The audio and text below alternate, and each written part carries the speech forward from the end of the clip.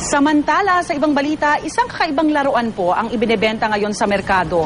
Ito yung manikang teenager na buntis.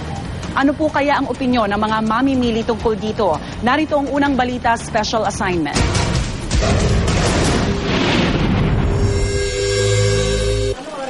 Isang buwan na lang, Pasko na. Kung kaya't abala na ang marami sa atin sa pamimili ng mga ireregalo sa ating mga kaanak, kaibigan at mga inaanak. At isa sa mga patok na pangregalo sa ating mga inaanak na babae ay ang manika. Pero may isang partikular na manika ang umagaw ng pansin sa ating news scooper na si Maristel Gutierrez. Ang manika kasing ito, nagdadalang tao.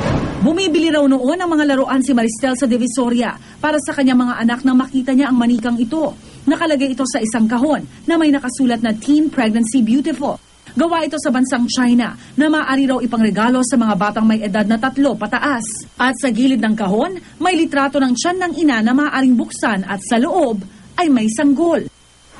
Tinanong namin ang ilan sa ating mga kapuso kung anong opinyon nila sa manikang ito. At lahat sila, halos iisa ang pulso. Bata-bata niya, nagbubuntis na, diba? Hindi magandang influensya kumbaga sa mga bata. Kaya hindi ko iririgalo sa anak ko. Hindi. Kasi unang-una, kita mo naman itong nagre-reflect sa pagkatao ng bata ito. Tapos re-regaluhan mo. Baka gayahin niya ito pagdating ng araw. Bad influence to.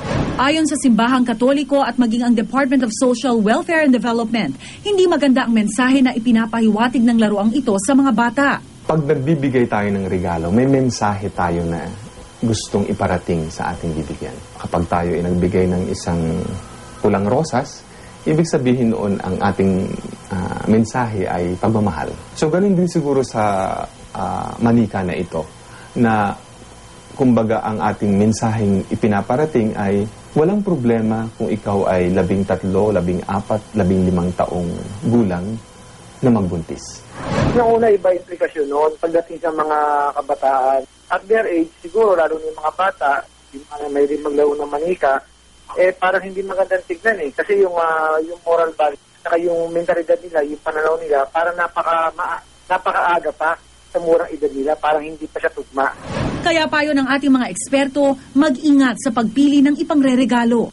Bago tayo bumili ng mga laruan, bantayan natin yung mga anak natin, tignan natin yung mga anak natin kung ano klaseng laruan ang binibili nila. Baka mamaya, imbis na makatulong sa takbo ng isipan nila, makasama at imbis na makapagbigay ng magandang impluwensya o aral, hindi makapagbigay ng magandang impluwensya.